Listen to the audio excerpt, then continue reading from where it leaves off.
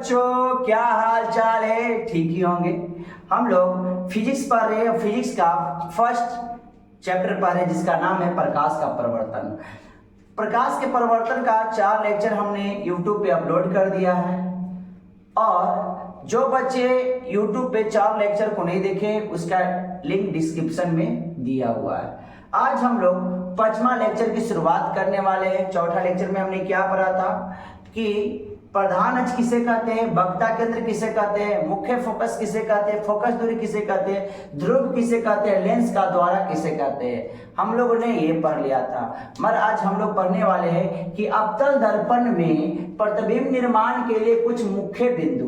तो कुछ मुख्य बिंदु हम लोग जानते हैं कि कोई भी दर्पण हो, प्रतिबिंब निर्माण करने के लिए 2 किरण आरेख चाहिए, मगर हम लोग आज 4 किरण आरेख पढ़ेंगे, 2 की जगह पे 4।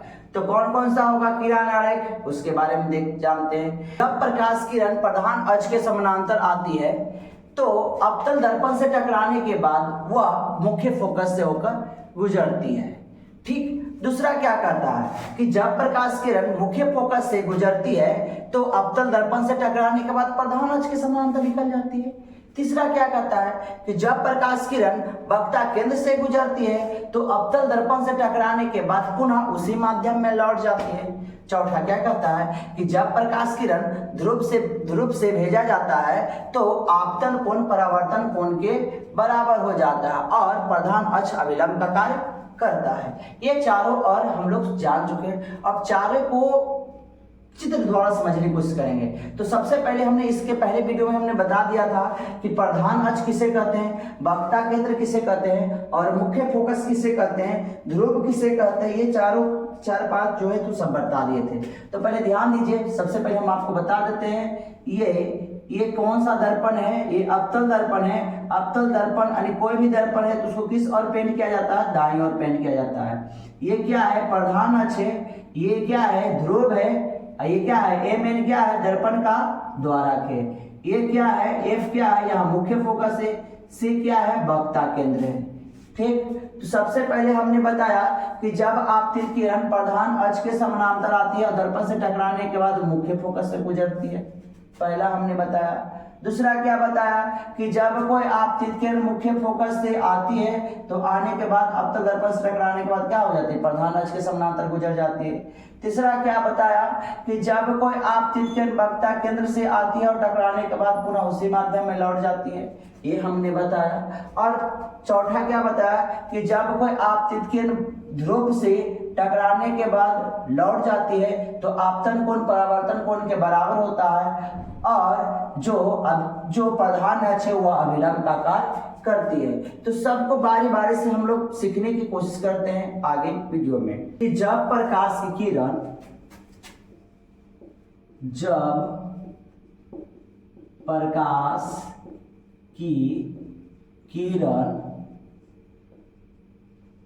प्रधान अक्ष के समानांतर आती है तो जब प्रकाश किरण प्रधान अक्ष के समानांतर आती है तो अवतल दर्पण से टकराने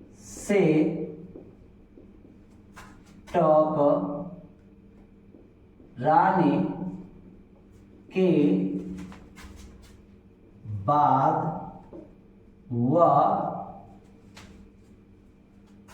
वह मुख्य फोकस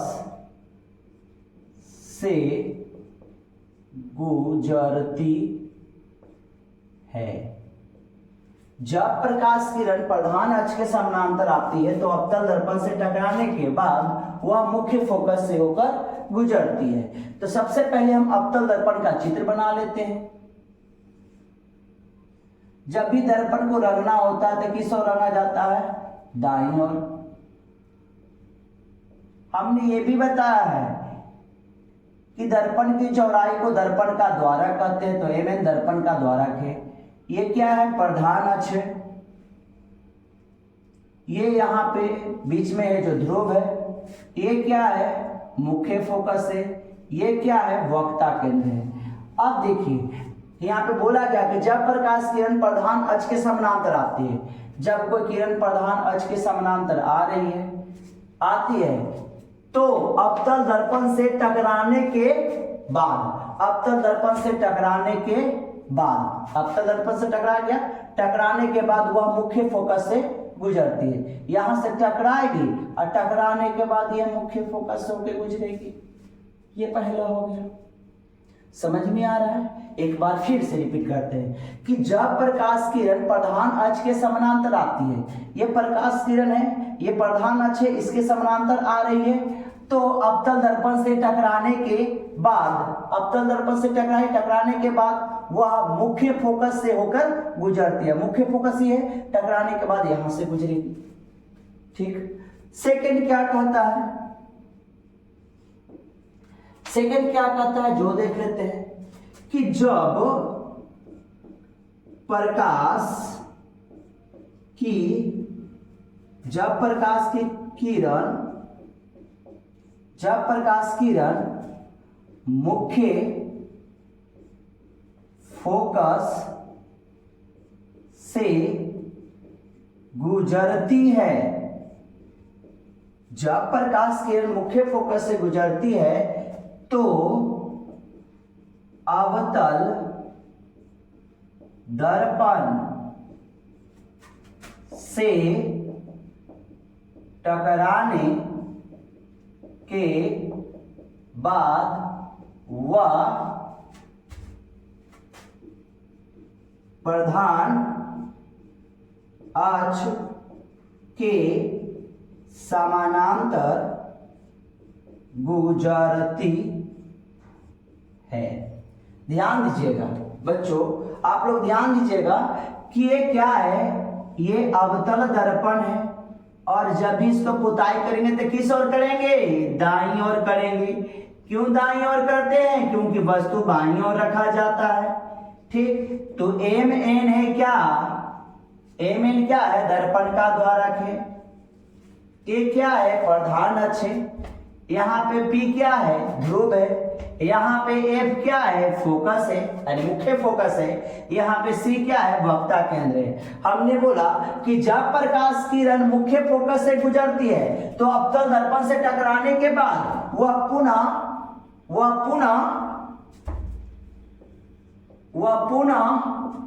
प्रधान अक्ष के समानांतर गुजरती है। तो ध्यान दीजिएगा, हम क्या करेंगे कि जब प्रकाश किरण को मुख्य फोकस से गुजार रहे हैं और क्या होगा, देख अवतल दर्पण से टकराया और क्या हो गया, प्रधान अक्ष के समानांतर गुजर गया। देखिए लिखा हुआ कि जब प्रकाश किरण को मुख्य फोकस से गुजारते हैं, मुख्य फोकस से गुजार रहे हैं, तो अवतल दर्पण से टकराने के बाद, अवतल दर्पण से टकराने के बाद वह पुनः प्रधान अक्ष के समानांतर गुजर जाता है। तो अब पुनः किसके समानांतर गुजर जाता है, प्रधान अक्ष के समानांतर गुजर जाता है। क्या आपको ये दोनों समझ में आ रहा है? इसका स्क्रीनशॉट ले ले। क्या कहता है कि जब प्रकाश की किरण को वक्ता केंद्र से गुजारा जाता है तो अवतल दर्पण से टकराने के बाद पुनः उसी माध्यम में लौट जाता है। तो ध्यान दीजिएगा थर्ड में कि जब प्रकाश की किरण को वक्रता केंद्र से गुजारा जाता है, जब प्रकाश किरण को वक्ता केंद्र से गुजारा जाता है तो अवतल दर्पण से टकराने के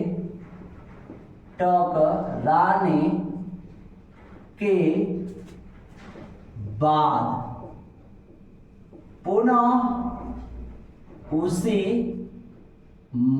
माध्यम में लौट जाती है। कहे तो मतलब कि जैसे दिया आएला वैसे दिया चले जा, है कि ना। देखिए ये क्या है, ये है अवतल दर्पण, है ना। और जब भी दर्पण को किस ओर पुताई करते हैं तो दाईं ओर। रीजन क्या है, कारण क्या है, क्योंकि वस्तु किस ओर रखाता है, बाईं ओर, इसीलिए दर्पण कोई भी हो पुताई उसका दाईं ओर ही होगा। ठीक, और ये एम है और ये एन है। एम एन क्या है, दर्पण का द्वारा। ये क्या है, ऐसे लकीर खींच रहे, ये क्या है, प्रधान अक्ष है। ये पी क्या है, ध्रुव है। ये एफ क्या है, मुख्य फोकस है। सी क्या है, वक्ता केंद्र है। ठीक, बोला जाता है, यहाँ पे बोला गया कि जब प्रकाश किरण वक्ता केंद्र से गुजारा जाता है, क्या किया जाता है, वक्ता केंद्र से गुजारा जाता है, गुजारा जा रहा है, गुजारा जा रहा है। ठीक, गुजारा जाता है तो अवतल दर्पण से टकराने के बाद ये टकरा गया, या गुजारने का टकरा गया यहाँ तक, टकराने के बाद पुनः उसी माध्यम में लौट जाता है। ऐसे दिया गया और ऐसे दिया लौट गया, अरे जे रास्ता गया वही रास्ता क्या कर गया, लौट गया। इसको कुछ मिला ही नहीं, हो कि नहीं, पानी उनी कुछ ना मिला, है कि नहीं। तो यहाँ बोला गया कि जब प्रकाश किरण वक्ता केंद्र से गुजारा जाता है तो अवतल दर्पण से टकराने के बाद पुनः उसी माध्यम में लौट जाता है। ऐसे आई प्रकाश किरण, ऐसे आई, अवतल दर्पण से टकराई, पुनः उसी माध्यम में लौट गई। अब फोर लेक्चर क्या कहता है, फोर लेक्चर क्या कहता है कि जब प्रकाश की किरण को ध्रुव से गुजारा जाता है तो आपतन कोण परावर्तन कोण के बराबर हो जाता है और प्रधान अक्ष अभिलंब का कार्य करता है। ठीक, फोर लेक्चर क्या कहता है जो देख लेते हैं कि जब प्रकाश की किरण को ध्रुव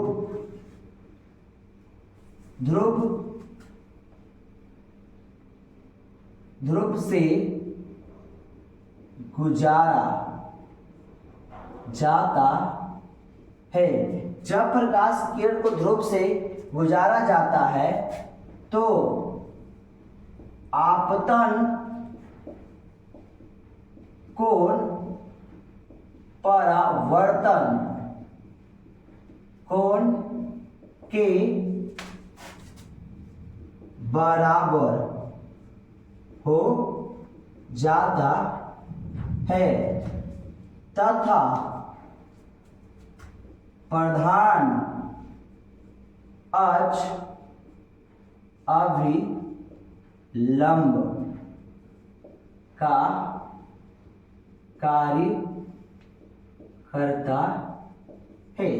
ध्यान से देखते हैं, ये ध्यान दीजिए, ये क्या है, ये है क्या है, अवतल दर्पण, और इसके दाईं ओर पॉलिश कर रहे हैं। तो आप लोग को तो पता हो गया होगा दाईं ओर क्यों करते हैं। तो आप बोलिएगा गुरुजी क्योंकि वस्तु बाईं ओर रहता है इसलिए दाईं ओर पॉलिश होगा। अब देखिए ये क्या है, मेरा प्रधान अक्ष, ये क्या है, ध्रुव है, ये क्या है, मुख्य फोकस है, ये क्या है, वक्ता केंद्र है।